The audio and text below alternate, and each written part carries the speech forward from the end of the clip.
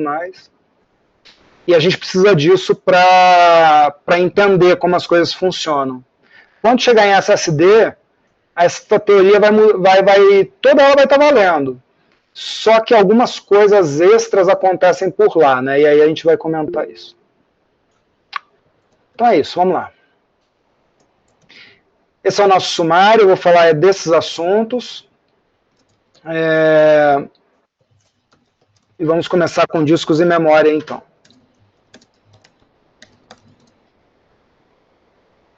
Bom, aqui a gente vai ver de cara uma foto de um HD tradicional, um disco mecânico, né, que ele rotaciona. É um disco magnético móvel, né? Dá para ver que ele tem uma cabeça leitora em cima, ele tem ali alguns pratos, são 4 pratos, então na verdade ele tem cabeça leitora em cima e embaixo de cada prato. Se nós temos 4 pratos, nós temos 8 cabeças leitoras.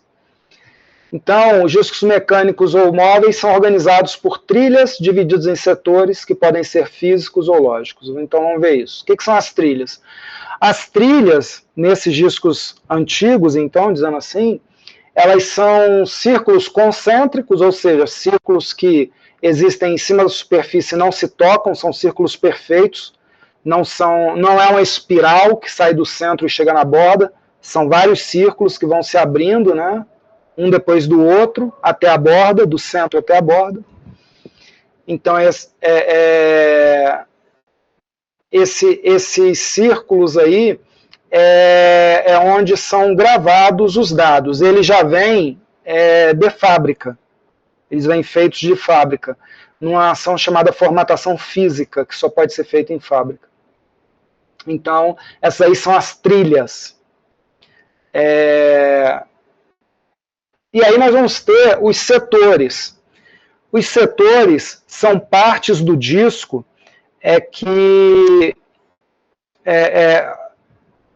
são formados por raios, né? Então saem do centro para a borda, perpendiculares, e aí nós vamos ter os setores. É possível que vocês já tenham estudado trilhas e setores na TI, né? Porque vocês fazem graduação, mas infelizmente é muito possível que vocês, mesmo consultando autores renomados, inclusive internacionais, dá para dizer que a maioria dos livros, quase a totalidade, quando explica trilha e setor, trilha vai bem, mas setor, mesmo os mais antigos e consagrados, explicam errado. Porque vários de vocês talvez tenham estudado que setores são tipo fatias de pizza. Alguém estudou dessa forma? Cada fatia, quando você tem os raios, né, saindo do centro para a borda, você vai ter esses raios formando fatias, né, como se fosse uma pizza. E normalmente é ensinado que essas fatias são os setores. Confere? É assim que vocês aprenderam? Alguém pode dizer? Dessa forma que você aprendeu? Pois é, errado. Está totalmente errado isso. O que acontece é o que vai aparecer aqui agora.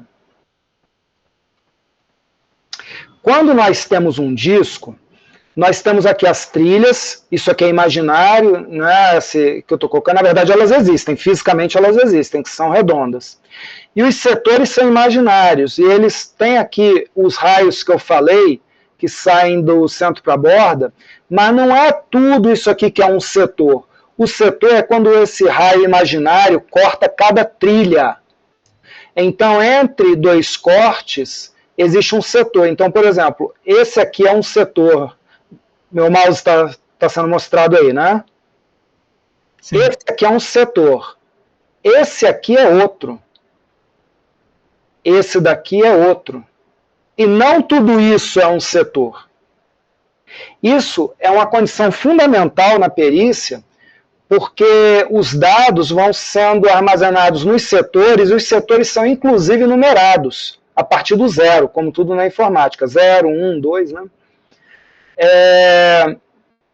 E é nesses setores, então, como eu falei antes, que as informações são gravadas. E cada um desses setores, pelo padrão IBM PC de 1981, cada um desses setores tem 512 bytes de tamanho. Então, qual o tamanho do disco?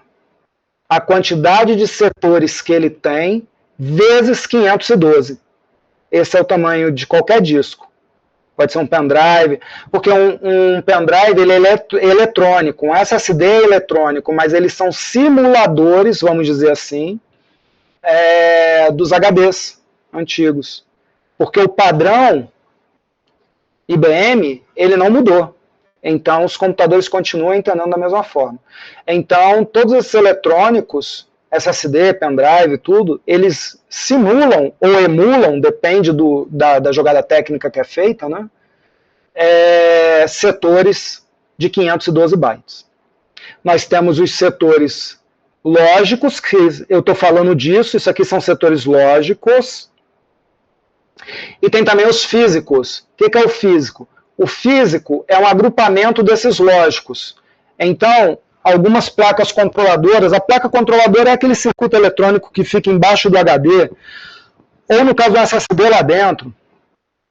As placas controladoras, algumas, elas trabalham com o conceito de setor físico, que é um agrupamento do lógico, ou seja, elas leem vários lógicos de 512, agrupam e mandam para a CPU, com o intuito de dar mais velocidade na operação, porque o que mais pesa na operação de um computador hoje em dia é o disco. O disco é o elemento mais lento do computador. Então, quanto mais dados de uma vez você puder mandar, sem parar para mandar de novo e verificar e tudo mais rápida será a operação.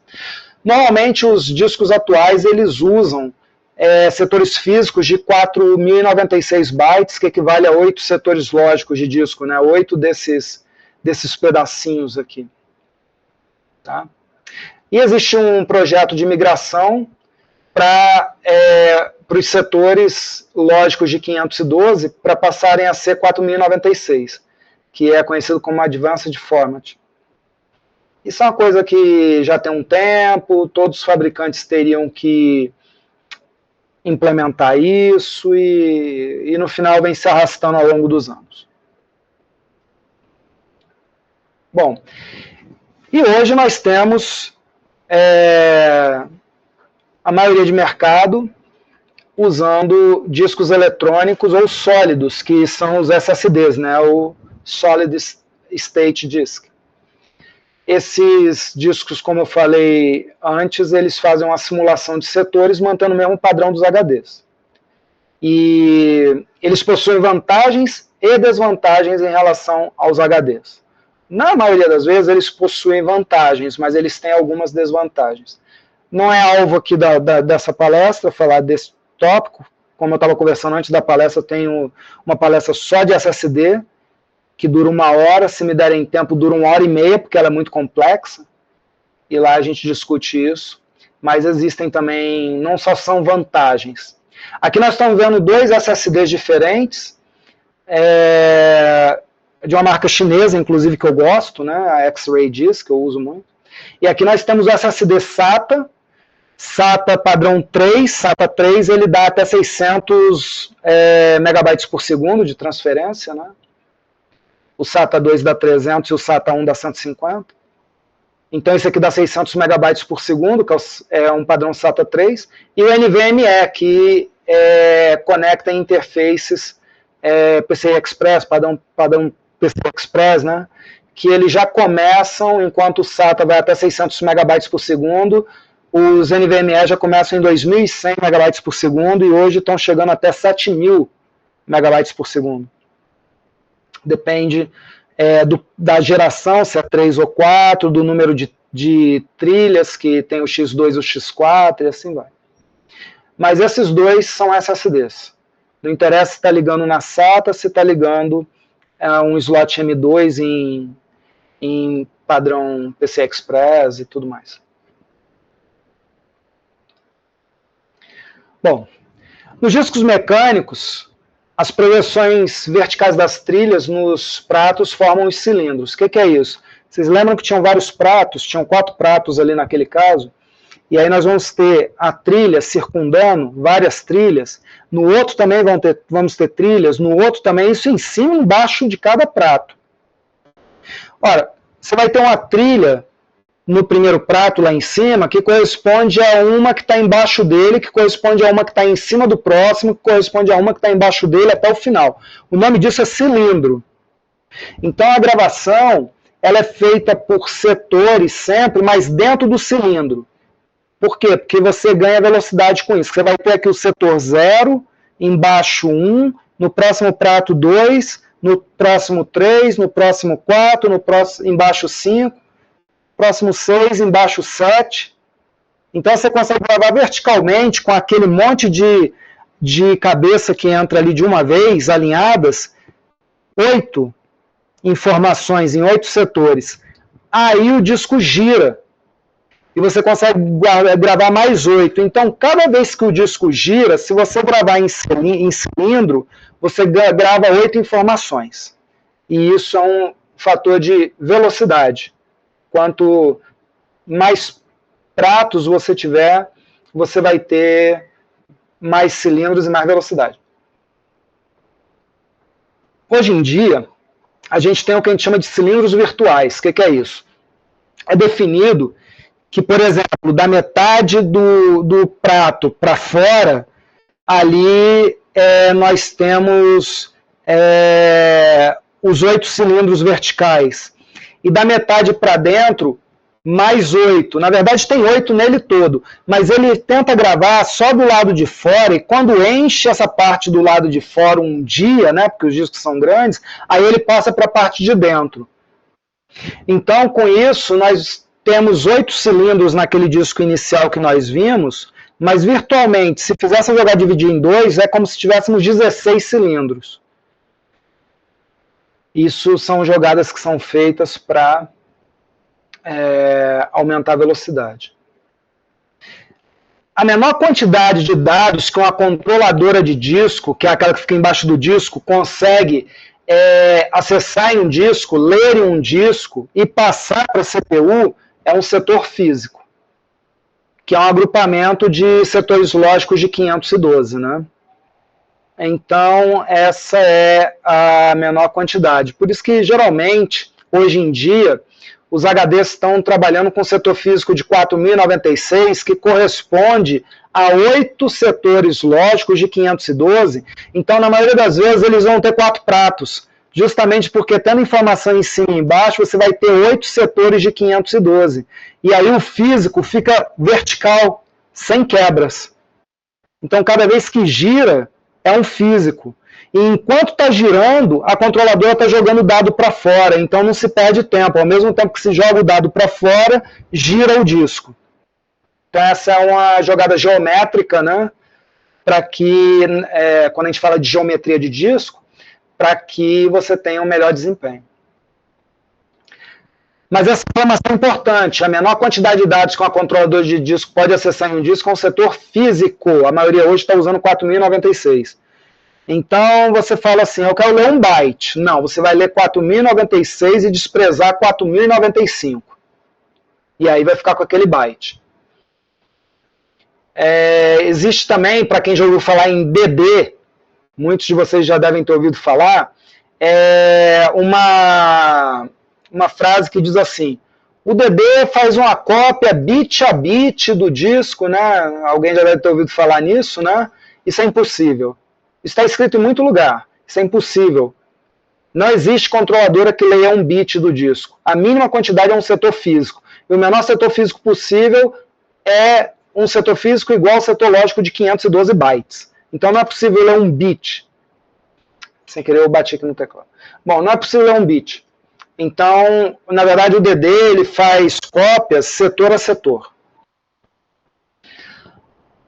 Quando nós vamos usar um disco, a gente precisa criar partições, né, e formatar essas partições. Formatar logicamente, não fisicamente. Fisicamente só na fábrica. Formatar logicamente, para receber os dados. Então, aquela formatação que a gente faz é a formatação lógica. E formatologicamente é estabelecer um file system, ou seja, um sistema de arquivos. O que é um sistema de arquivos? É um elemento estrutural provido pela formatação lógica que gera em cima do disco um banco de dados relacional para controlar arquivos. Aliás, é dessa ideia de file system, na verdade, que surgiu a ideia de banco de dados e depois banco de dados relacional. Agora eu estou fazendo o conceito inverso. O file system é um banco de dados relacional e ele serve para agrupar arquivos como se fossem blobs num banco de dados relacional, né? E os file systems, eles são compostos por blocos. Então, esses blocos são um agrupamento de setores de disco. O setor é físico, está lá no disco, em cima da superfície dele. O bloco é uma projeção desses setores dentro do file system. Cada bloco é um conjunto de setores. Na hora da formatação, geralmente você pode dizer qual vai ser o tamanho do bloco. Quando não se diz nada, por default, na maioria dos file systems hoje em dia, o tamanho do bloco é 4.096 bytes. Tá? Mas é possível você dizer, eu quero de 2048 bytes, 1024 e 1025, dá? Não, porque é um agrupamento de setores, então tem que ser múltiplo de 512. E no caso do file system, em nível de disco, nível físico, a gente grava dentro dos setores, 512 bytes. Mas em nível de file system, que é o que o sistema operacional controla mais diretamente, é lógico, o kernel de um sistema operacional, Linux, Windows, Mac, o que seja, ele controla também a passagem de dados para o disco físico. Mas primeiro o dado chega na parte lógica. Então, quando a gente grava um arquivo, a gente grava dentro dos blocos. Eu já falei, o bloco padrão, quando não se diz nada, tem 4K, 4.096 bytes. Isso quer dizer que quando eu gravo 1 byte dentro do disco, eu acabei de ocupar um bloco de 4.096. Por quê? Porque você tem que pensar que isso aí funciona da seguinte forma. O file system é como se fosse uma bandeja de um garçom. E os blocos é como se fossem os copos da bandeja. E os arquivos é como se fossem os líquidos. Então, Coca-Cola é um arquivo. Eu quero levar, armazenar, eu vou colocar dentro de um copo, que é um bloco. Então, o arquivo é a Coca, e o copo é o bloco, e a bandeja que tem todos os copos é o file system. E a gente não chega e enche, por exemplo, metade de um copo de Coca-Cola, porque só vamos botar meio copo, né? Por algum motivo. E aí a gente não faz assim, sobrou outra metade do copo, vou botar Guaraná nessa outra metade. A gente não faz isso. Normalmente não, né? As pessoas não... as crianças nós todos já fizemos, mas assim, você não mistura líquidos diferentes dentro do mesmo copo. Então não se mistura arquivos diferentes dentro do mesmo bloco. Consequentemente, não se mistura arquivos diferentes dentro do mesmo setor de disco, uma vez que o bloco é um conjunto de setores. E se dentro dele não entra arquivos diferentes, no nível físico inferior também não vai entrar um arquivo diferente, que é lá no setor de disco. Isso quer dizer que quando você bota 1 byte dentro de um bloco de 4.096, você acaba de ocupar 4.096 bytes de disco e não 1. Porque aqueles 4.095 restantes não podem ser utilizados por mais ninguém. E se você fizer uma pergunta ao teu sistema operacional, quanto de disco eu tenho ocupado? Ele vai dizer 4 KB. Se você botar um byte lá dentro, ele vai te dizer 4 KB ocupados. Né? Se você botar 10 bytes, ele vai dizer 4 KB ocupados. Porque está tudo dentro do mesmo bloco.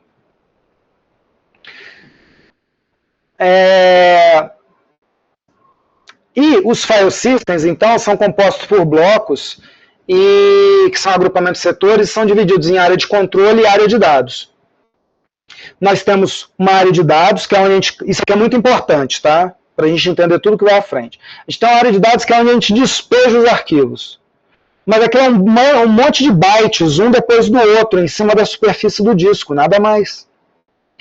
É na área de controle que a gente fala, olha, do setor tal ao setor tal, é o arquivo tal, que tem tal tamanho, foi criado em tal data, modificado pela última vez em tal data, tem tais permissões de arquivo. Isso é na área de controle. Onde na área de controle? Bom, primeiro, quando a gente despeja os arquivos na área de dados, que são bytes um depois do outro, esses arquivos estão sendo despejados dentro de blocos, como nós já vimos antes. Na área de controle, nós também temos blocos, e cada arquivo da área de dados tem um bloco na área de controle que controla ele, pelo menos um, mas vamos colocar aqui um.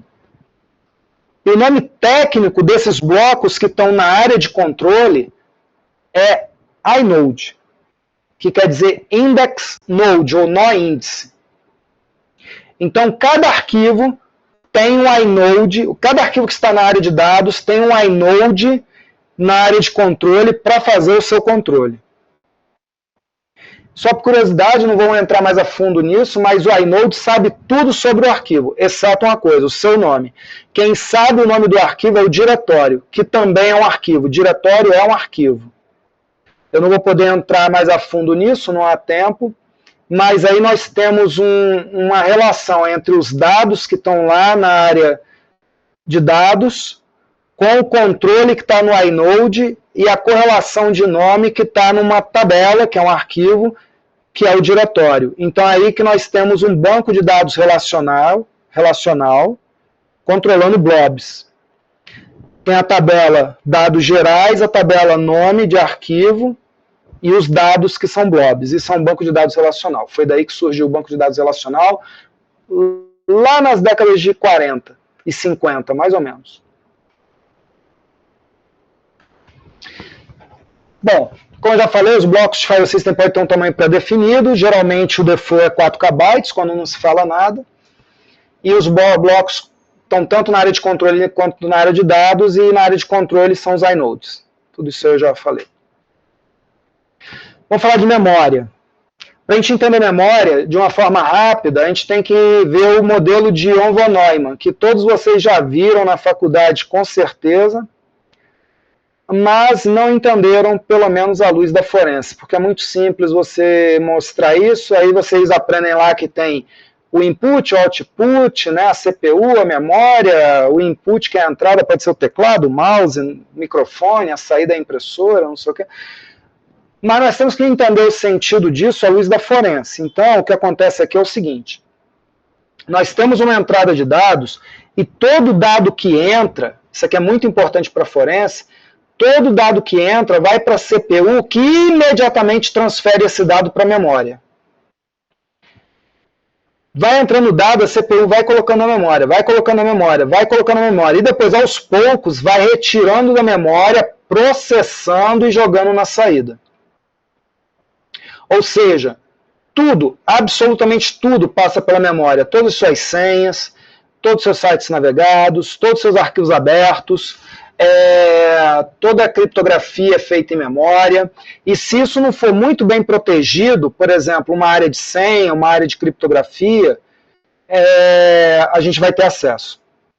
Geralmente a gente usa, vocês já devem saber programar um pouquinho, a gente geralmente usa as técnicas de sandbox para lidar com memória, de forma que existem determinados boxes, né, que você coloca dados sensíveis lá dentro, tipo senhas e chaves de criptografia e tudo, e depois que o processo que está utilizando aquilo, o programa que está utilizando aquilo termina, aquela área é limpa totalmente, para não ficar resquício.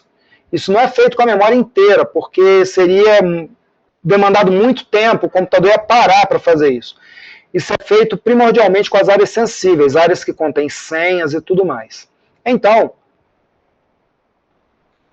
você tem dois programas gerenciadores de senha, ou de criptografia, ou coisa assim. Um é caro, o outro é barato, eu vou ficar com o barato. Não que o caro seja perfeito e faça o que eu vou falar, mas será que o barato está usando sandbox e apagando as informações da memória, ou está ficando tudo lá?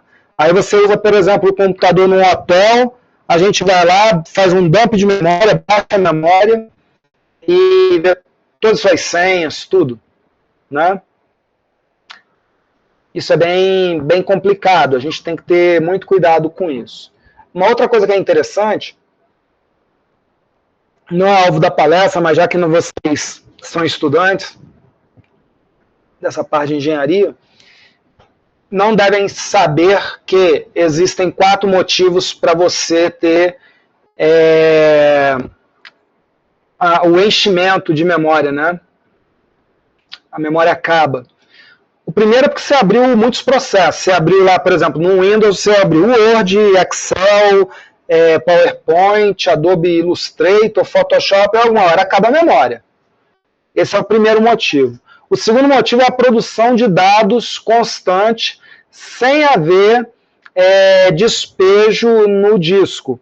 Por exemplo, um Word hoje em dia, você vai escrever um livro de 5.000 páginas, isso está na memória, mas não tudo. Está na memória um pedaço em volta da parte que você está escrevendo. Você está fazendo, por exemplo, um laudo de perícia, né? Muitos de vocês vão fazer. Nessa palestra eu não abordo laudo, eu abordo em outra, tá? Essa daqui é mais técnica, na parte de disco e memória mesmo, né? Mas você vai fazer um laudo, às vezes ele é muito grande, você vai começando a fazer, quando você chega em certo ponto, aquilo anterior não está mais na memória, já está salvo no disco, só tem um pedaço na memória. Mas se o seu programa for ruim, for mal feito, e ele não fizer esse particionamento das informações, vai ficar tudo na memória, e você produzindo páginas, uma hora a memória acaba.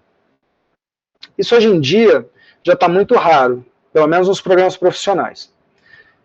Outra coisa que pode acontecer, vocês devem conhecer bem esse termo, memory leak, que é justamente, por exemplo, o Firefox e o servidor de páginas Apache são 2 grandes mestres em memory leak, que é ele não conseguir desalocar a memória que já foi usada. Ele já não está usando mais aquela memória, aquele processo, por exemplo, uma aba que eu já fechei, mas ele não libera a memória. E isso vai enchendo a memória, até que uma hora a única solução é fechar o Firefox, ou o Apache tem uns mecanismos que fazem ele reiniciar sozinho. Em suma, para que você tenha a liberação da memória. Memory leak é um problema de programação, um erro de programação, um erro estrutural, mas que não é fácil de resolver, porque se fosse a Mozilla já tinha resolvido o problema do Firefox, né? A Apache a Apache.org já tinha resolvido o problema do Apache, enquanto a solução da Apache é implementar o Graceful Restart, que é, de tempos em tempos, quando não há demanda, um processo oculto reinicia o Apache justamente para matar o processo, liberar toda a memória e voltar o processo da onde ele parou. Aí tem um monitor escondido no sistema para isso. Não é fácil de sanar problemas de memory leak.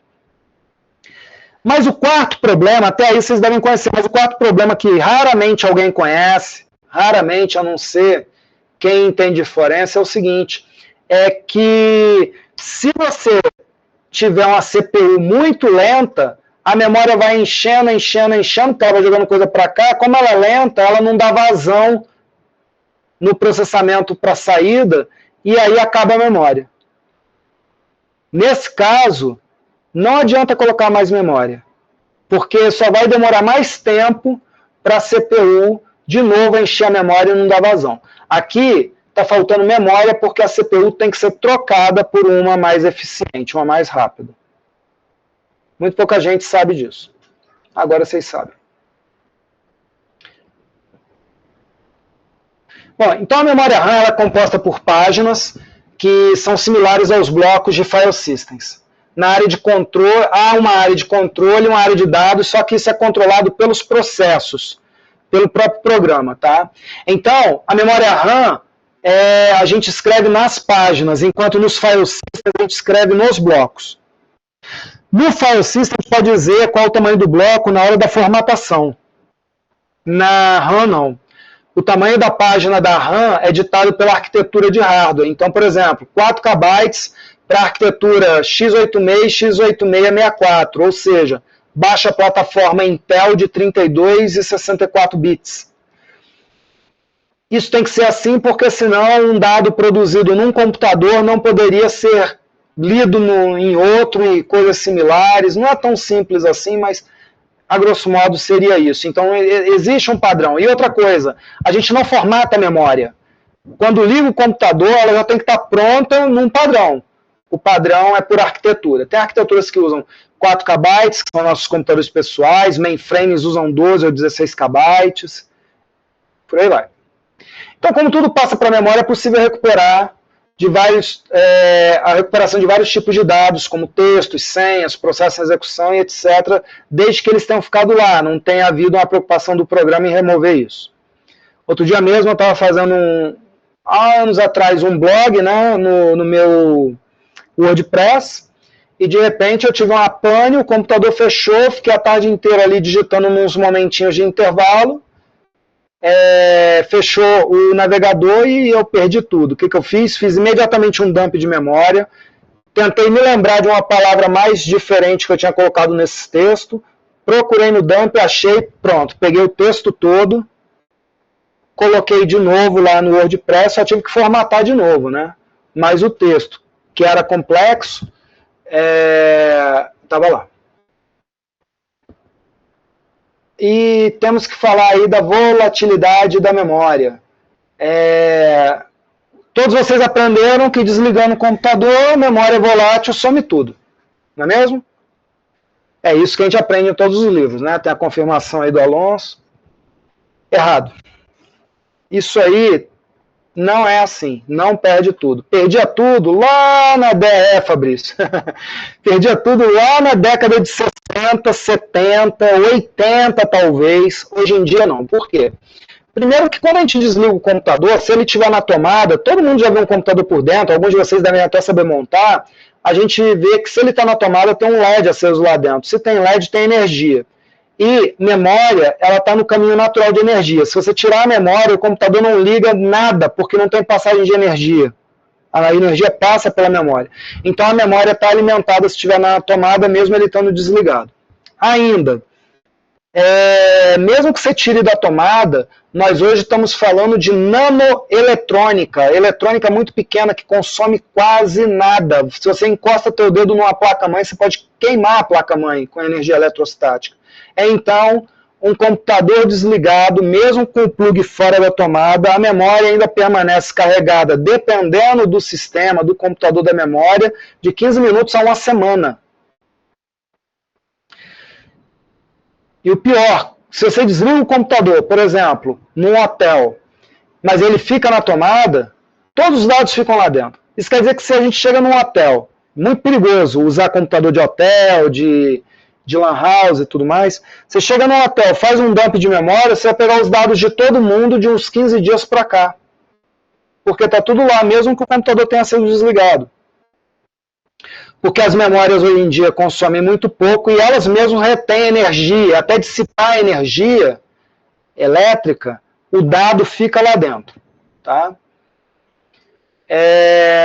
Só curiosidade, a memória congelada também mantém os dados. Então, quem faz perícia e quer tirar a memória para botar em outra máquina, geralmente usa um spray congelante na memória, tira e pronto. Mesmo sem energia, tem a residual dentro dela, né? Mas mesmo sem energia congelada, o que acontece? As cargas elétricas se mantêm estáticas, elas não se dissipam, então elas continuam alimentando os transistores lá dentro dos circuitos. A aquisição e análise de memória pode ser feita em diversos sistemas operacionais. Está dizendo aqui que termina em 15 minutos, né? A nossa... Vai ter que entrar de novo, né? Sim, eu acabei fazendo por uma outra conta hoje. Só que eu não sabia que por essa conta a gente tinha um tempo determinado de chamada. Não tem problema, só como é que você... Vamos combinar, como é que vai fazer? Quando terminar, você vai passar um novo link? Pode ser. Quando a gente termina, eu faço um novo link numa outra conta, que daí a gente tem o tempo que a gente quiser. Pode ser? Tá ótimo. Tá ótimo. Perfeito. Tá ótimo. Então, para a gente fazer a aquisição de memória em diversos sistemas operacionais, a gente pode usar vários elementos. Por exemplo, no Linux tem o Lime Forensics, que na verdade ele foi feito para Android e ele faz o dump de memória e grava em disco, e ele também pode fazer isso via TCP. Ele foi feito para Android justamente para você ler a memória do Android despejando via TCP dentro de um computador. Mas você pode fazer localmente também dentro de um Linux, por exemplo. Você quer fazer o dump da memória do seu computador para ver o que tem lá dentro? Pode usar o Lime. Dump It para Windows, tem para Mac também. Tem o Volatility, que é para análise de dados binários, porque na memória lá dentro, se você der uma olhada, você vai ver dados legíveis, que são TXT, por exemplo, um texto, e dados binários. Por exemplo, quando a gente vê os processos ativos, no Linux seria um PSAX, né? Esse dado, na verdade, ele é binário. Lá dentro da memória você não vai encontrar a coisa tão bonitinha como é um PSAX. O PSAX é um comando que interpreta dados de memória, dados binários, que não são legíveis para a gente. O Volatility, ele consegue, a partir de um dump, te trazer muita coisa da memória, muita coisa, mais de 200 informações. Usuários que estavam conectados, sessões TCP que estavam abertas, sessões UDP em andamento, processos ativos e outras coisas.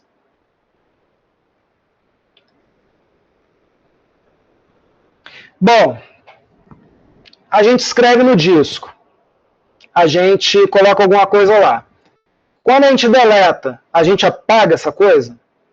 Quando você deleta um arquivo, você apaga? Não. Não. Vamos pegar um caso. Você escreve um arquivo grande lá dentro, sei lá, 10 GB. Leva um tempão para escrever. Na hora que você manda apagar, apaga na hora. Como é possível? Deveria levar um tempão também para apagar. Então, quando a gente deleta alguma coisa em disco, a gente, na verdade, a gente está atuando lá na área de controle. Lembram que a gente vai ter nós vamos ter os arquivos na área de dados e os inodes na área de controle, controlando esses arquivos. Deletar um arquivo, simplesmente ir no inode e marcar lá aquele inode como não alocado, arquivo não alocado, só isso. Não se apaga o inode, não se apaga os dados. Por quê? Porque seria um esforço computacional muito grande você apagar todos os dados que você escreveu. Uma vez que se você leva 10 minutos para escrever um arquivo, você levaria também 10 minutos para apagá-lo. E isso não compensa. Então, simplesmente na hora de apagar, você vai no inode, marca não alocado, acabou. Menos de um segundo. Aquela área não alocada, a partir de agora está passível de superposição, ou seja, está faltando espaço em disco, qualquer outro arquivo pode ser escrito por cima. Nós, no caso, estamos falando de discos móveis, magnéticos, HDs, porque nós estamos falando de radiação eletromagnética que vem e irradia em cima do arquivo anterior, colocando um novo arquivo ali. Mas o arquivo anterior, ele era eletromagnetismo. Chegou um outro eletromagnetismo e entrou por cima. Matou o anterior?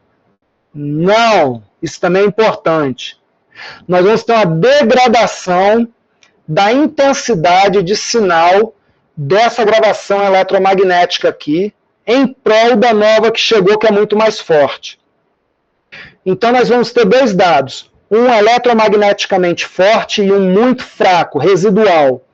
E aí, a cabeça leitora ela é calibrada para ler esse forte, mas o anterior ainda está ali. Então, através de um método chamado leitura espectral, que geralmente só o fabricante consegue fazer, nós conseguimos ler 2 níveis de eletromagnetismo aqui, até 3 às vezes, arquivo sobre arquivo sobre arquivo. E se tiver no nível mais forte é um arquivo, no nível mais fraco é outro, mais fraco ainda é outro. A gente lê naquela intensidade e recupera um arquivo anterior cuja outro arquivo o sobrescreveu. Mas isso só o fabricante consegue fazer porque tem que ter a geometria correta de disco e só ele tem um equipamento para fazer isso. E não é barato. Ah, vou comprar equipamento, vai servir para 1 ou 2 modelos de disco e acabou, não serve para mais nenhum. Então, O fabricante também só tem uma máquina de leitura disso para casos de vida ou morte de um governo que chegam lá e precisam disso, né? É muito caro fazer isso. Então, deletar não apaga a área de dados, seus dados continuam lá. Apagar de verdade é escrever por cima. Então, você teria que escrever em cima do dado. Como eu já falei, por leitura espectral, a gente pegaria o dado anterior, mas só o fabricante faz isso. Agora, via software, nós, mortais, escreveu por cima, acabou. A gente não pega mais. Não tem jeito. Então, os recursos que nós temos, a gente só consegue pegar a escrita mais forte, a mais fraca, já era. Escrever por cima chama wipe ou zero fill, né? São os nomes técnicos para isso. Então, apagar de verdade e escrever por cima, isso é um esforço computacional muito grande, isso não é feito normalmente. E o que é formatar? É apagar o disco todo? Pensa, você tem um disco de 4 TB, você vai escrever um arquivo, sei lá, de 200 GB, leva 2 minutos. Quanto tempo levaria para escrever um arquivo de 4 TB? Um dia, sei lá. Se formatar fosse passar em cima do disco inteiro, formatar um disco de 4 TB ia levar um dia. E não leva. Então, o que é formatar? Formatar é refazer a área de controle. A área de dados é ignorada. O que eu quero dizer com isso? Quando você formata um disco, todos os dados anteriores permanecem dentro dele. Todos os seus documentos, fotos, tudo fica lá dentro. Tudo. Tudo.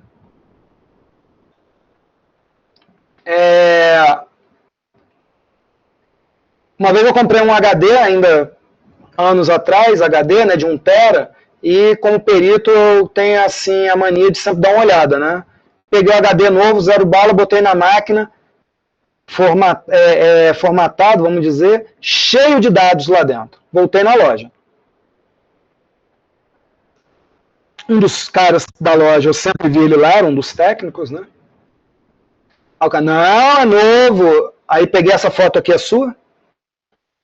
Recuperei, imprimi e levei. Então, assim, a gente tem que ter muito cuidado quando vende um computador. Foi isso que aconteceu com a Marcela Temer, né?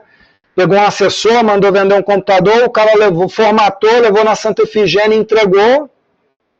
Um outro maluco qualquer foi lá, comprou o computador, resolveu dar uma olhada no disco, um monte de foto da Marcela nua, tudo. O cara, que isso, caramba? Aí foi chantagear a mulher, 2 horas depois estava na cadeia, né? Não deu nem 1 hora, aliás. Mas assim, o perigo, né, que é isso, né? Muita gente fala, vou formatar para vender. Não, você tem que fazer 0 fio, você tem que escrever zeros em cima dele todo. Porque agora só o fabricante recupera. Não quero nem que o fabricante recupere, tem que escrever 4 vezes então. Aí já era, não tem espectral, não tem nada. Então na memória também não é normal acontecer a real deleção de algo, né? As áreas são declaradas livres para serem superpostas. É igual a disco. Nada na informática se inventa, é tudo cópia do que já aconteceu. 95% dos recursos que nós temos hoje foram criados nas décadas de 40, 50 e 60. Tudo. Década de 50 só se usava máquina virtual. Aí em 1990 e pouco alguém descobriu, no fim ali, em 2000 alguém descobriu máquina virtual. Não, isso já era lá de trás, mainframe funcionava assim e tudo. Então tudo vem lá de trás. Até hoje, nós usamos o modelo de John von Neumann, que é aquele entrada, CPU, memória, saída, que é de 1945. Até hoje, computadores seguem aquela arquitetura, né? Mas sobre arquivos, então. Arquivos ocupam blocos e, ao serem apagados, na verdade, apenas estarão passíveis de superposição. Então, se apaga, ele continua lá. Pode ser que alguém passe por cima, senão ele continua lá. Se for um HD muito grande, com pouco uso, muito difícil alguém passar por cima. Esses arquivos vão ficar lá por anos, mesmo já tendo sido apagados. A gente pode escrever parcialmente um bloco. Com isso, se já teve um arquivo lá, a gente vai preservar parte desse arquivo. Digamos que um bloco ele tenha sido inteiramente escrito, um bloco de 4K. Agora a gente deletou, continua tudo lá dentro. Agora a gente escreve de novo nele, mas escreve até a metade só. E acabou, porque o arquivo é desse tamanho. A outra metade continua com dados do arquivo anterior, que a gente pode até recuperar. O nome técnico disso é slack space. Slack quer dizer resto, lixo, né? E a maioria dos arquivos, daqui a pouco a gente vai mexer com isso, na prática, possui patterns, que são padrões que os identificam. Por exemplo, todo JPG inicia com hexadecimal FFD8FF. Esse é um exemplo de pattern, esse é o do JPG. Todo arquivo tem pattern, só não tem pattern os arquivos TXT puros.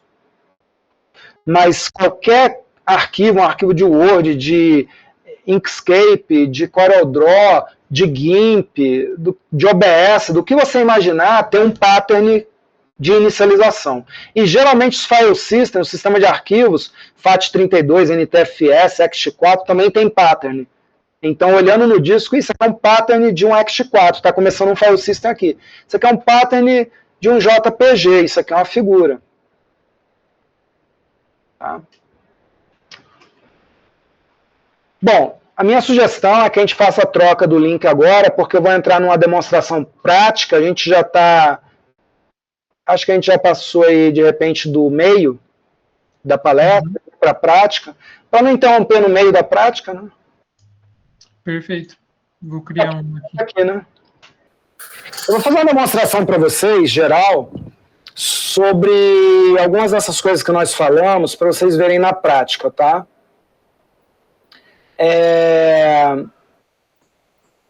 São esses itens que estão aí. Eu não vou pegar ali o penúltimo, mas porque vai exigir uma preparação aqui. Vamos perder tempo. Todo mundo deve estar vendo aqui o meu rosto, creio eu, e eu tenho na minha mão um pendrive. Eu vou usar ele, porque a minha máquina tem SSD, né? Uhum. Eu tenho 4 SSD em RAID 10, mais 2 em RAID 1. E com SSD a coisa é um pouco diferente. Eu vou usar um pendrive. Esse pendrive, ele é um SanDisk.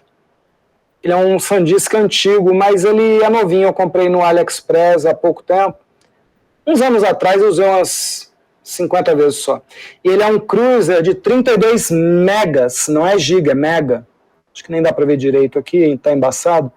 Mas em suma, são 32 megas que está escrito aqui. Por quê? Ele é muito pequenininho, então ele é rápido para demonstrações, né? E aí eu vou colocar esse pendrive aqui na minha máquina, coloquei. Vou abrir aqui um shell. Estão vendo bem? Uhum. Tá. Vou entrar como root.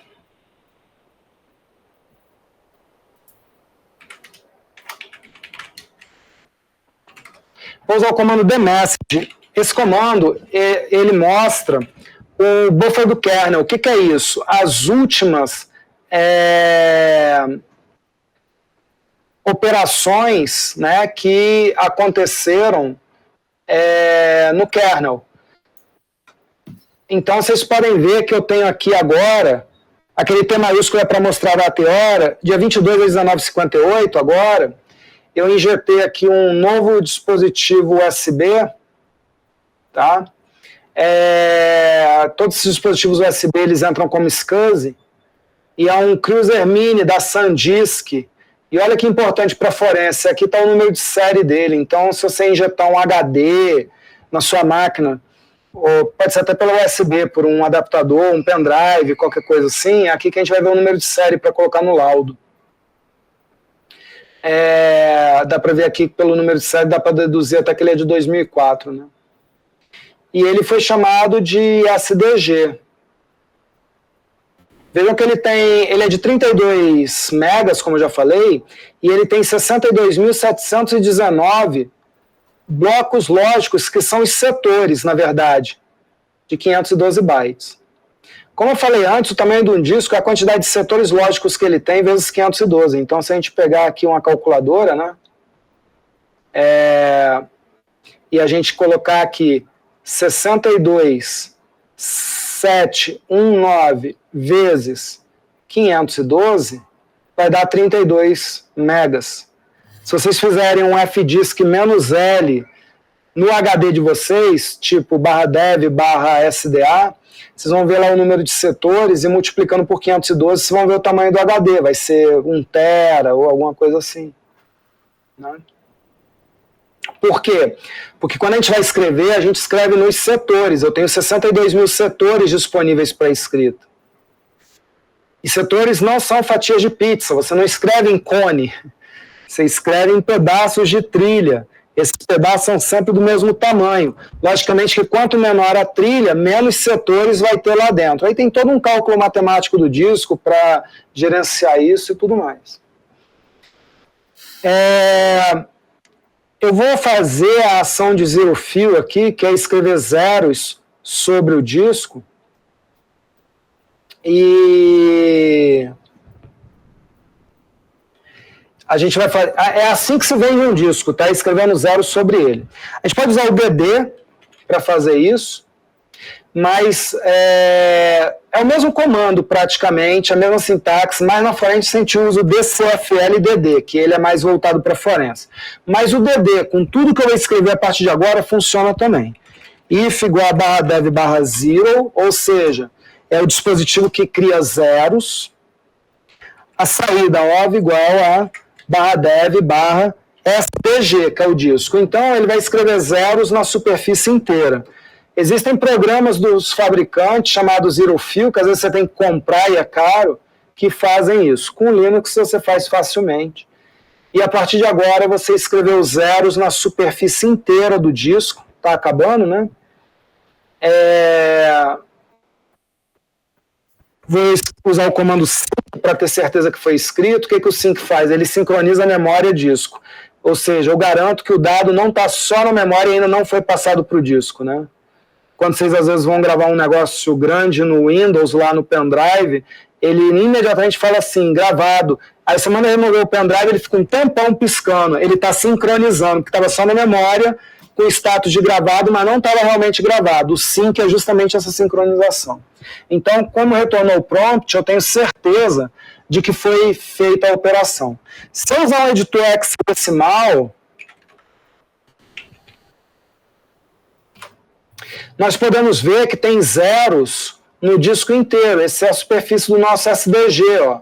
Tá cheio de zeros. Então isso é um zero fill. É assim que se lembra um disco, não é formatando, é escrevendo zeros em cima da superfície dele inteira.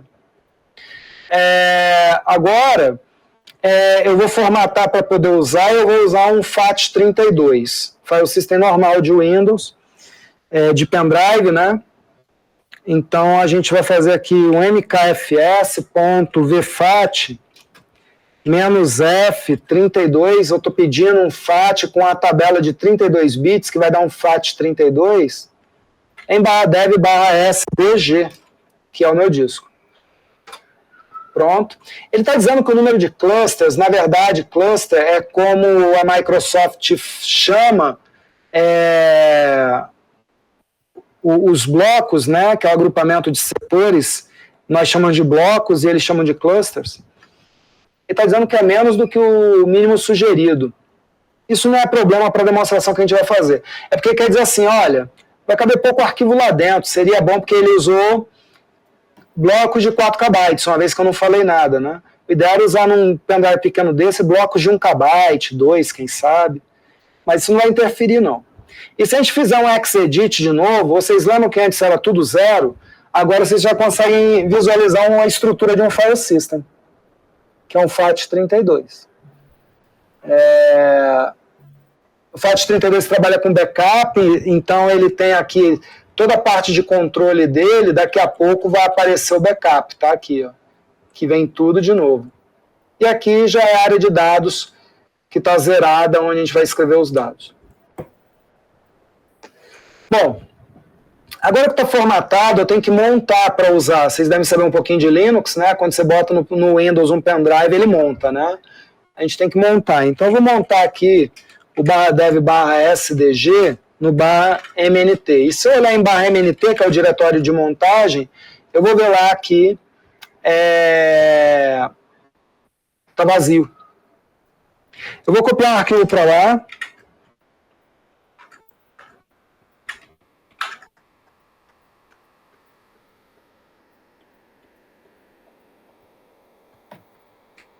ls/mnt. Tá lá, o arquivo. Vamos garantir que tá lá? Sync. Tá lá. Porque poderia estar só na memória e ele espelhando, né? Agora eu vou fazer o seguinte, eu vou remover esse arquivo e vou desmontar. Precisa fazer sync? Não, porque quando eu desmonto, automaticamente é feito sincronização. Sempre. Então, agora, eu vou montar, faltou uma coisa, vou montar de novo, para mostrar que lá no MNT não tem nada, está vazio, eu deletei. Agora eu vou desmontar de novo. Agora, se a gente entrar com Exedit no /dev/sdg, que é o pendrive, e a gente procurar, aquilo era um JPG que eu joguei lá dentro. Todo JPG começa com FFD8FF. Se eu botar aqui FFD8FF, der um Enter, aqui embaixo, ó, FFD8FF.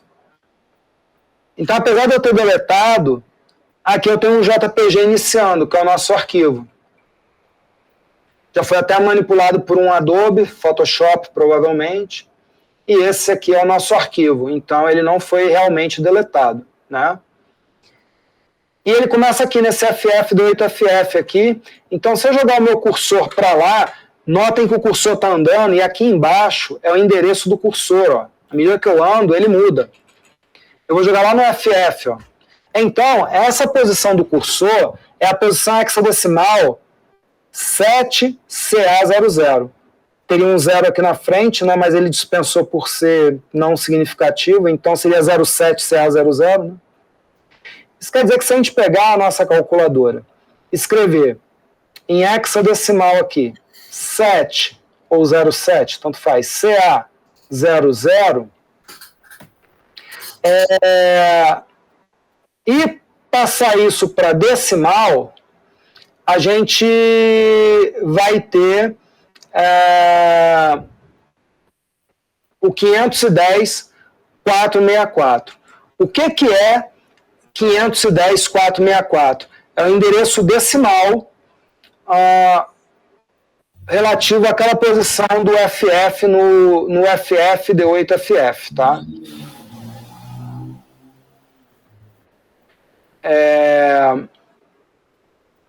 Então, 510.464. Se eu lá do início do disco andar 510.464 posições, eu vou chegar aqui. 510.464. O que eu posso fazer com isso? Eu posso fazer o seguinte, ó. Eu vou usar vamos lá no TMP. Deixa eu fazer um diretório aqui. Vazio. Se eu fizer descer para o DD, pode ser DD também. If igual /dev/sdg. A minha saída, óbvio, igual. Vou botar texto.txt. Lá é um JPG, mas eu vou chamar de texto.txt.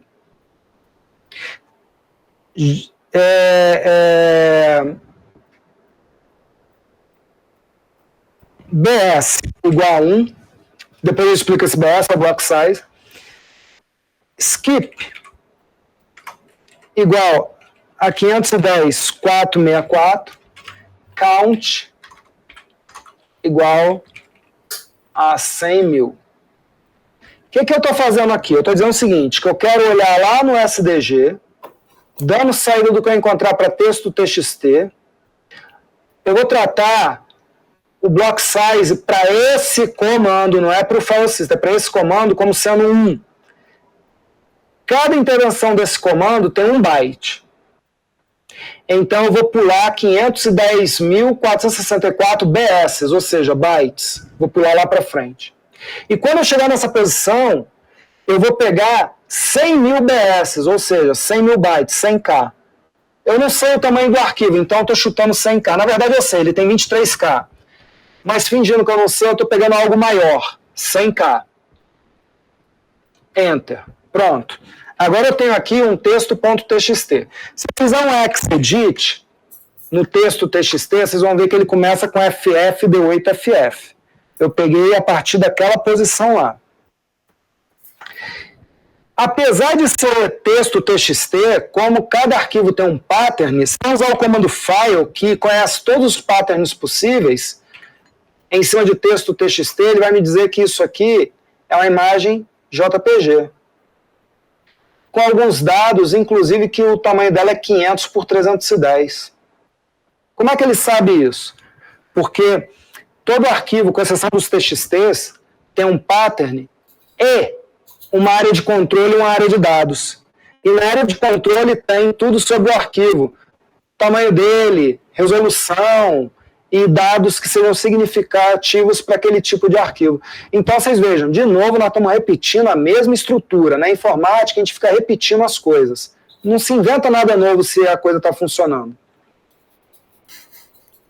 E aí, o que vai acontecer?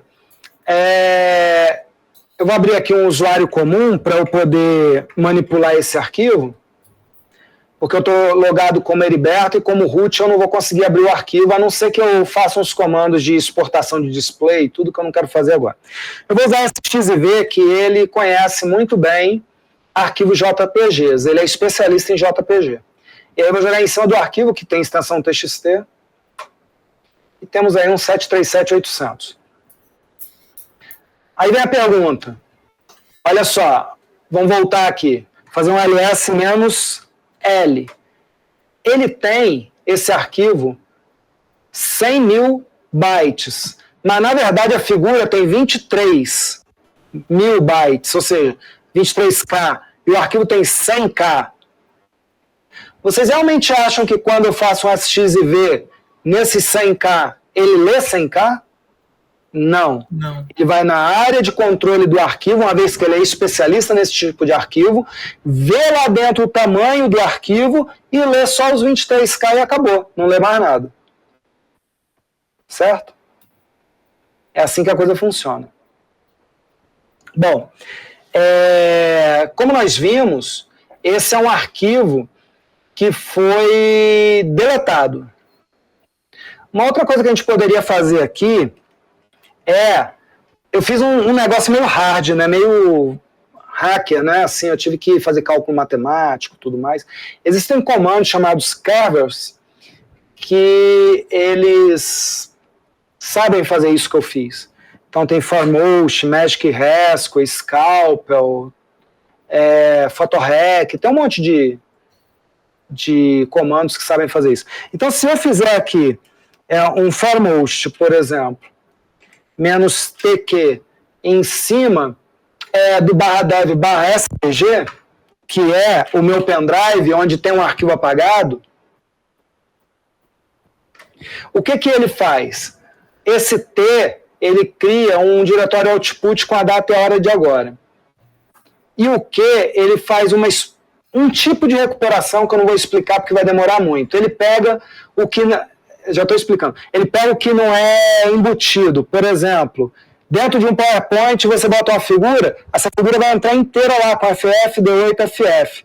Então, não pegar embutido encontrou um PowerPoint, captura ele do início ao fim e não lê o que tem lá dentro. Se tirar o quê, ele captura o PowerPoint, em vez de continuar no disco procurando a partir do fim do PowerPoint para frente, ele volta aqui para o início do PowerPoint e vasculha tudo lá dentro e vai trazer também JPG. Então, o que é para não pegar os embutidos.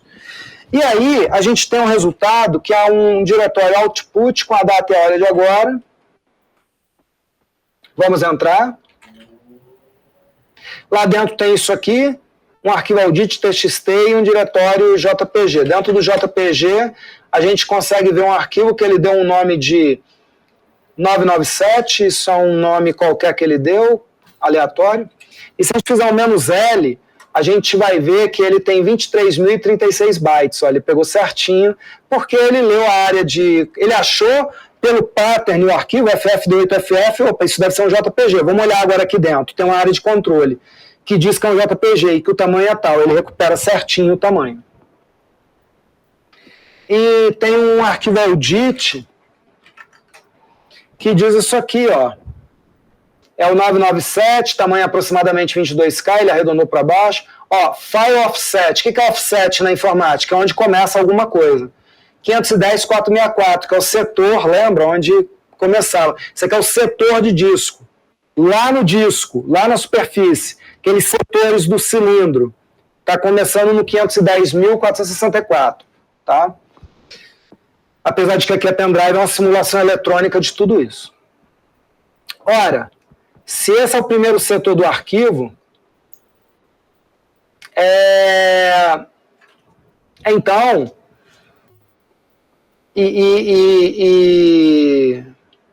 nós temos setores de 512 bytes, né?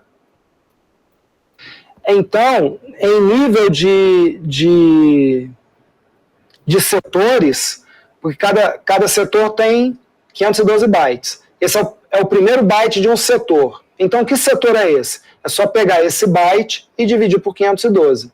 Então, a gente vai ter aqui 510, 464, dividido por 512, a gente vai saber, esse é o byte. Que setor é esse? Setor 997 do disco.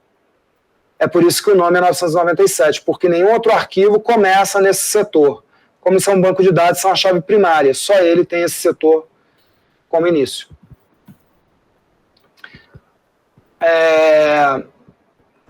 E voltando aqui, deixa eu dar uma permissão para eu poder entrar como usuário normal lá dentro, porque esse diretório agora só pertence ao root. Pronto. Agora, com o meu usuário normal, eu consigo entrar lá, ó, no output, no JPG, e fazer um SXIV em cima da figura. Tá ela aí. Essa já foi capturada pelo programa que fez automaticamente aquilo que eu fiz na mão, né? Lá no Windows você vai ter Recuva, por exemplo. Talvez você já tenha ouvido falar do Recuva. Mesmo princípio. Não muda quase nada. Há a possibilidade também da gente usar os dados do inode, do file system, da área de controle, para fazer a recuperação. Então a gente pode fazer uma jogada bem interessante que seria essa daqui. Ó. A gente tem uma suite chamada The Slough Kit. The Slough Kit é o kit do detetive. E o The Slough Kit ele tem muitos comandos, muitos mesmo. Se eu fizer aqui um dpkg menos L Slough Kit, vamos pegar só o que é /bin, /bin, mas /bin já pega. Esses são os comandos que o The Slough Kit instala. E aí, dessa suite, eu vou usar o FLS, que é um LS de file system, e aí eu vou dizer para ele que o file system é um FAT32 e vou apontar para o /dev/sdg. E olha o que ele me traz. Ele me traz alguns dados. O dado mais relevante é que é um arquivo regular, ou seja, não é diretório, que foi deletado, não está alocado, esse asterisco quer dizer isso, que é controlado pelo inode número 4 da área de controle, e que, segundo o diretório em ligação com a inode, se chama go-b737.jpg. Então, isso é um LS de file system, dado pelo Slough Kit. Um outro comando que o Slough Kit me dá é o icat, que é um cat de inode. FAT32, e aí eu vou jogar em cima do dev SDG, olhando o inode número 4. O que vai acontecer? Ele vai me retornar a área de dados que o inode 4 controla. Ou seja, ele entra no inode 4, olha quais são os setores controlados por ele, vai lá na área de dados e me retorna tudo que tem lá. Logicamente que JPG é um arquivo binário e apareceu isso na tela, mas isso aqui é a aeronave, tá? Essa é a aeronave. Então a gente pode fazer um lance bem assim, ó. Desviando o resultado para aero. Se eu fizer um ls menos L, olha o aero, 23.036. E aí, com o meu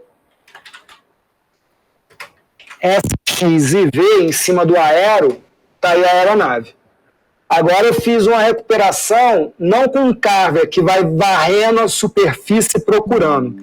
Eu fiz uma recuperação usando os dados da área de controle, com base no inode, nas informações que tem no inode. É bem mais seguro, inclusive, fazer assim. Você tem... Desde que não tenha sido superposto, né? Aí eu tenho que ter o file system. Se formatar, você perde o file system, a estrutura dele, aí só com carver, varrendo a superfície. Tipo o que eu fiz antes. Deixa eu só mostrar um inode por dentro para vocês. Vou mostrar o número 4, que é o istat. Que agora vocês conseguem ver o inode lá dentro. Olha aí, o que tem no inode? O número dele, não alocado, quer dizer que foi deletado. Mas ele é um arquivo regular. O tamanho, o nome, no FAT32 você perde a primeira letra quando é deletado. Aqui é o que a gente chama de MACtime, que são os tempos do arquivo, é a última vez que foi escrito dentro dele, que ele foi lido e quando ele foi criado. Aqui os setores ocupados, ó, todos os setores. Por que tem que ter todos escritos aqui? Porque quando o arquivo está fragmentado, um pedaço aqui, outro pedaço lá, não sei o quê, você tem que saber os setores quais são. Então aqui vem a relação de setores. Se a gente olhar aqui, ó, alinhando aqui, esse aqui está alinhado com esse, a gente tem 1, 2, 3, 4, 5. 1, 2, 3, 4, 5, 6, 7, 8.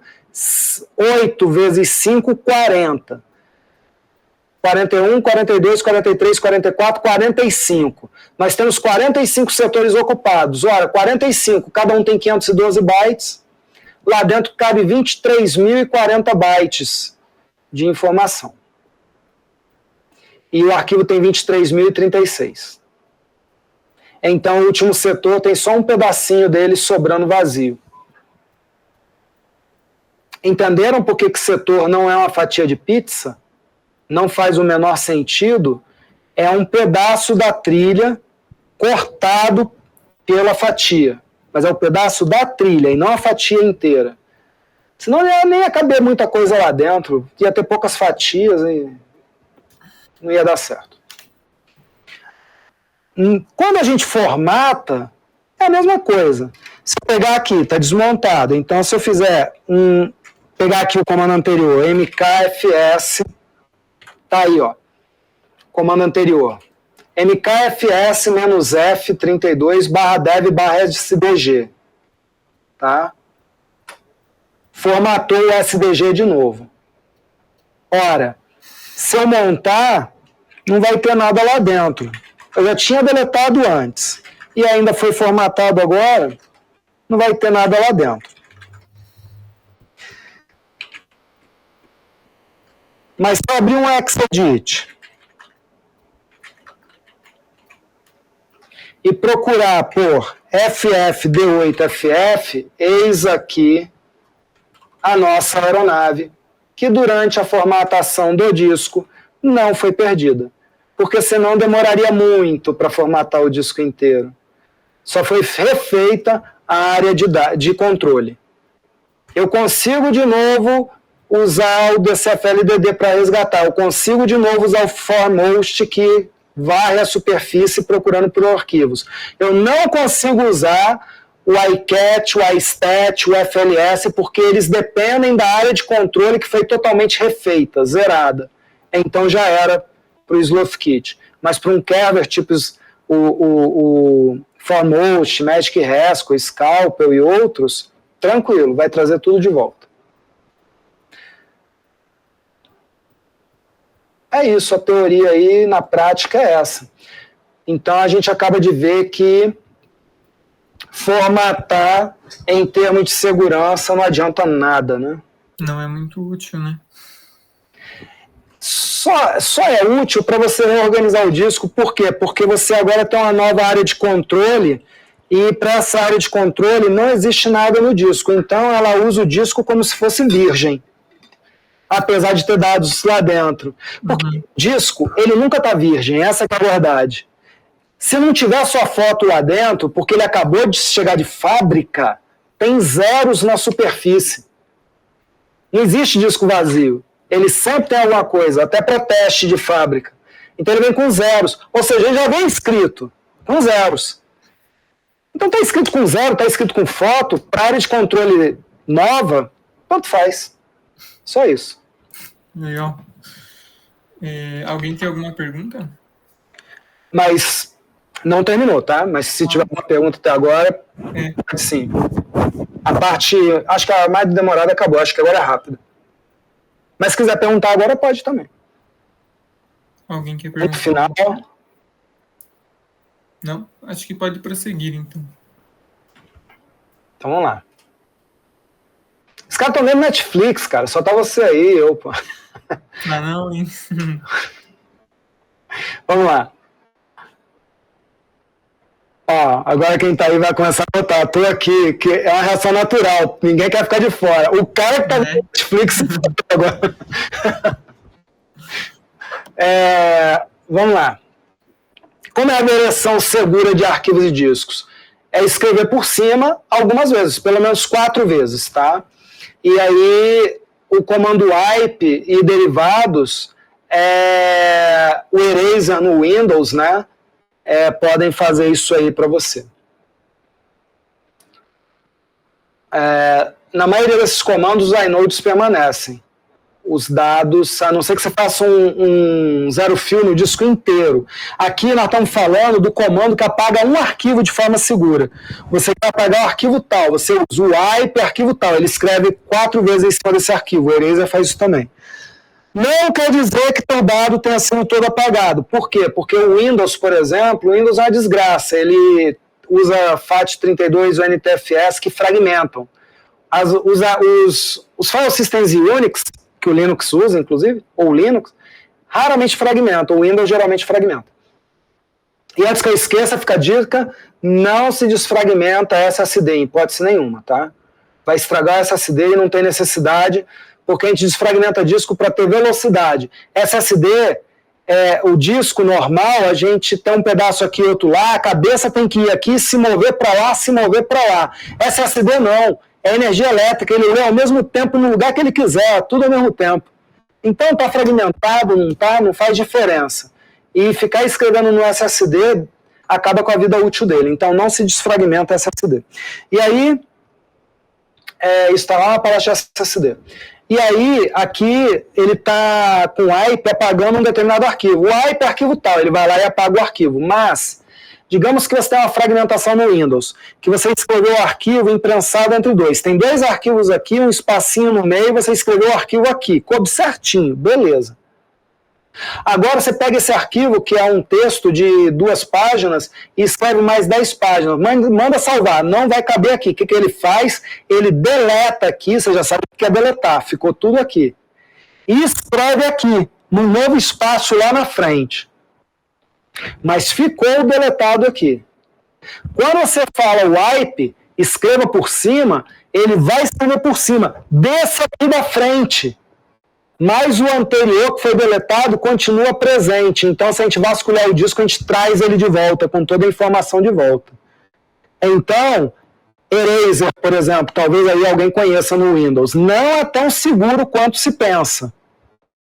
Ele realmente vai destruir uma informação, mas não se sabe se ele está deixando outra para trás. Tá? Então, tenham cuidado. A única solução é você escrever em cima do disco inteiro. Com o Linux dá para fazer outra coisa também.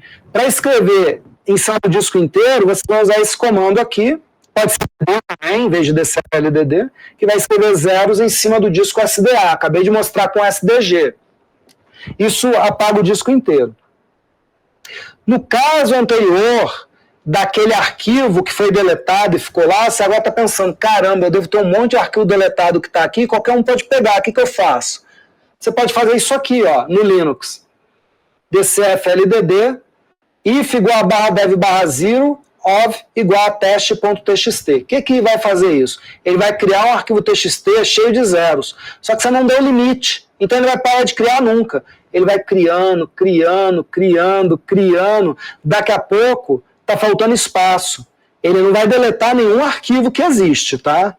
Porque ele está criando um novo arquivo. Ele vai começar a criar esse teste em cima dos arquivos que já foram apagados. Ou seja, ele vai entrando no HD inteiro, onde tem arquivo apagado e espaço não alocado, escrevendo zeros. Uma hora ele vai dizer assim, disco cheio, o que você faz? Deleta o teste TXT, que vai ficar tudo cheio de zero, todos os espaços. E os arquivos que você tem continuam lá, eles não vão ser apagados porque não se escreveu por cima deles, porque eles estão alocados. Esse comando só vai gerar um teste TXT nas áreas não alocadas. Tá? E aí vira tudo zero. Agora você acaba de deletar realmente tudo que você já deletou na vida. Só que você vai ter que fazer isso de vez em quando, né? Porque você apagou um arquivo agora, pronto, já tem um arquivo lá de novo. Agora, os slack spaces dos blocos ocupados, alocados, vão permanecer. Eu tenho um bloco alocado, que ele só escreveu metade. A outra metade é um arquivo anterior, como ele não vai escrever nesse bloco porque está alocado, essa outra metade do arquivo anterior fica lá. Vai continuar lá. Então, nem tudo são flores, né? Então, o pacote Security Delete, que você pode instalar no Debian e derivados, aqui é apt, não é mais apt-get, né? apt que se usa hoje. apt install Security Delete, que ele possui executáveis para limpar arquivos, remover arquivos, swap e memória. Então tem um comando lá que ele wipa a memória, ele faz isso que eu falei, escrevendo zeros em cima da memória nas áreas não alocadas. Tá?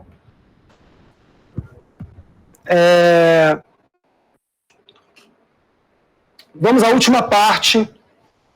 Vamos passar rápido nela, vamos falar sobre SSD. O inferno que é SSD. Se vocês assistirem minha palestra completa de SSD, apesar de ser muito bom, eu uso, mas talvez alguém até decida nunca usar SSD, porque o troço é meio complicado. Mas vamos lá. A recuperação de dados em SSDs é extremamente difícil, chegando várias vezes ao impossível. Por quê? SSD funciona diferente. A base é a mesma. Mas ele funciona diferente, vocês não vão nem acreditar como é que é a deleção no SSD. Então vamos lá. Vários fatores colaboram para isso, como a organização dos dados, como ela é feita, o sistema de deleção de arquivos, o sistema de coleta de lixos e o TRIM. Eu vou explicar cada um deles. A deleção real de arquivos nos SSDs ocorre de uma forma diferente e mais complexa em relação aos HDs. Nos HDs é possível, por exemplo, sobrescrever magneticamente um dado. Tem um dado aqui, você chega e escreve por cima. Você taca magnetismo por cima e dane-se. Dá até para recuperar o de baixo com leitura espectral, né? Só que SSD ele é eletrônico. São chips cheios de transistores. E o que é escrever no SSD? É você botar carga elétrica, que é física, dentro de cada transistor. Transistor com carga é 1, sem carga é 0. Ora, se o transistor recebeu carga 1, como é que você vai botar carga 1 dentro dele de novo para escrever por cima? Não tem como. Tem que tirar a carga 1 dele, aí ele fica totalmente desenergizado, indo a 0, para agora você escrever lá dentro de novo. Então, em SSD, não existe leitura por cima. Você tem que remover para escrever novamente. Tá? Esse é o primeiro problema. Então, vamos ver como é que isso funciona. Aqui, ó, nós temos um HD SATA 2,5, para quem nunca viu por dentro, acho que todos vocês já viram, né? E aqui a gente tem um SSD SATA também. Na verdade, SSD geralmente é muito pequeno. Ele só tem uma carcaça fazendo ele ter 2,5 polegadas, mas geralmente ele é bem pequeno. Tá? Nós podemos ter também SSD NVMe, como eu já mostrei lá no início. Esse é SATA e esse aqui é NVMe, que é muito mais rápido porque ele entra num padrão PCI Express, num slot tipo M2. Então ele é muito mais rápido, ele está direto na placa-mãe, não nas interfaces SATA que são lentas. Mas é tudo igual, é tudo SSD. Isso é SSD, isso é SSD. Só que aqui é NVMe e aqui é SATA. Dentro do SSD, nós temos um chip controlador, isso aqui é um Kingston. Nós temos um chip controlador e as memórias, nesse caso tem duas. Por exemplo, se aqui for um SSD de 512, são duas de 256. Tecnicamente, essas memórias se chamam DAI. É o nome técnico de cada memória, DAI. Então, tem o controlador que controla as memórias e as DAIs. Como funciona a escrita lá dentro? Agora é que vem um grande mistério. É assim, ó. Isso tudo aqui que vocês estão vendo, que tem envoltório azul, é uma DAI. Ou seja, isso é isso tudo. Um desses é isso tudo. Essa DAI, ela é dividida em planes. No caso, essa DAI aqui tem dois planes, esse e esse. Inclusive, esses planes podem ser empilhados, que é a técnica de você fazer SSD maior sem aumentar o tamanho dele. Isso é complexo, tem lá na palestra de SSD. A explicação disso é complexa. Interfere no desempenho e tudo mais. Mas dentro da DAI, que é o chip, nós temos planes. Dentro dos planes, nós temos blocos. Está aqui o bloco, ó, vermelho. Está aqui o bloco vermelho. Galera saindo, a hora da novela aí, ó. Não é nem Netflix, ó. Hora do Jornal Nacional. Aí nós temos o bloco é o vermelho. E dentro do bloco, nós temos a página. Agora é que vem a doideira. Vocês estão vendo que o bloquinho aqui vermelho tem várias páginas dentro? Quando a gente escreve um dado no SSD, a gente escreve na página. Tipo memória, página, né? Mas não dá para apagar uma página, só é possível apagar um bloco. Não existe deleção de página, só de bloco. Então, se você tem metade dessas páginas aqui escritas e você precisa apagar essa página, você tem que pegar todas essas, mover para outro bloco, para agora descarregar os transistores aqui, de todo esse bloco. Então, antes tem que fazer um move dessas páginas para cá. Tá? Então, a escrita é em página, a deleção é em bloco. Aí ferra tudo, né? Porque você está toda hora perdendo os dados apagados. Toda hora. Porque você perde o que é deletado aqui. Porque se tinha um dado... Digamos que tivesse um dado residual aqui. Quando você realmente apaga a página, o bloco, todas as páginas são apagadas. Foi-se esse dado. E para escrever aqui, você tem que apagar o bloco inteiro também. Para escrever, não. Você pode escrever página a página, não tem problema. Mas você não pode escrever em cima de uma que já esteja cheia. O problema é que se você for deixando arquivos apagados, vai encher o SSD. E ele não escreve por cima. HD não tem problema em encher, ele vai e escreve por cima. SSD encheu, não tem como escrever por cima. Então esse cara aqui, ele tem uma luta constante, que é a vida escrava dele, de ficar procurando coisas aqui que não são mais alocadas para ficar deletando. Só que para deletar essas coisas aqui, ó, aqui, ele tem que pegar todas essas aqui que estão alocadas, mover para cá, para deletar tudo isso aqui. O que esse cara trabalha não está no mapa. É uma coisa assim, né? E ele é o tempo todo trabalhando, tá? O nome disso aí é Garbage Collection, que é a coleta de lixo.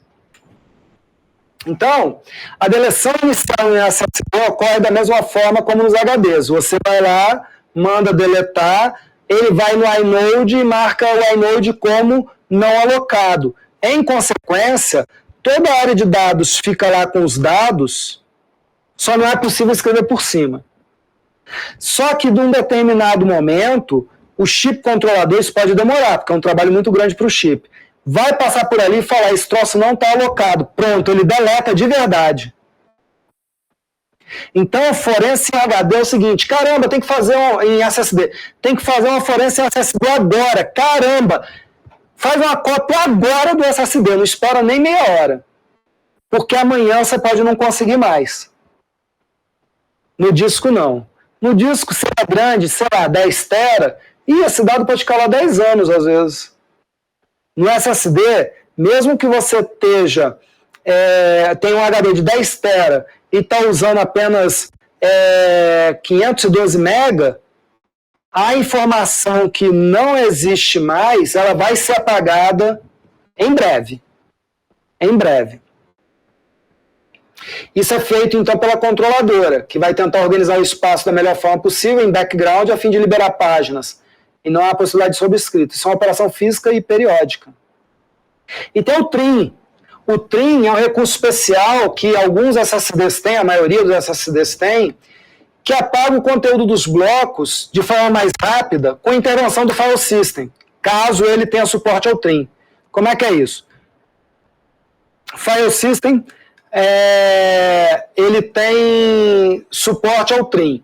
Então, quando você apaga alguma coisa no file system, via trim ele informa o SSD, olha, os setores tais foram apagados.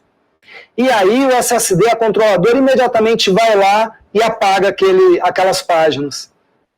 Ela não fica varrendo. Ela vai lá, com a intervenção do file system via trim, e apaga. É um negócio mais coordenado, vamos dizer assim. Então, com o trim, a coisa é pior ainda, é bem mais rápido. Tá? Dispositivos removíveis, como pendrives, que tem a mesma arquitetura de um SSD, usa memórias NAND, não suportam trim. Então, no pendrive, o comportamento é mais parecido com um HD. Lembrando que não há leitura espectral em SSD, porque a leitura espectral é você ler eletromagnetismo. SSD não tem eletromagnetismo, são cargas elétricas. Então, assim, e nem escreve por cima, outro motivo para não ter espectral, né? Não escreve por cima, vai ler o quê? Bom, conclusão para a felicidade de vocês. Apagar dados na ampla concepção da ideia não é uma ação natural, que a gente pensa assim, deletei, acabou, morreu, sumiu. Não. Formatar um disco é, na verdade, restabelecer a área de controle somente, não se mexe na área de dados. No SSD, quando você formata, ele automaticamente entende que tudo que não é a área de controle é lixo, é o garbage. Ele sai varrendo sequencialmente tudo. Demora um pouco. Até que não, porque são cargas elétricas, né? Não demora tanto não, se ele tem essa informação, é rápido. Desculpa, é rápido. É mais fácil recuperar arquivos em discos mecânicos, HDs, do que em SSDs. Pendrives são similares a SSDs, mas são mais lentos e não usam trim. E uma referência muito importante é a minha palestra, Cuidados com o uso de SSD no Linux. Tem inclusive ela no YouTube, lá no meu canal. Todas as minhas palestras, inclusive essas, estão disponíveis nesse endereço, heriberto.pro.br. E agora acabou. Perfeito. Alguém tem alguma pergunta? Algum questionamento?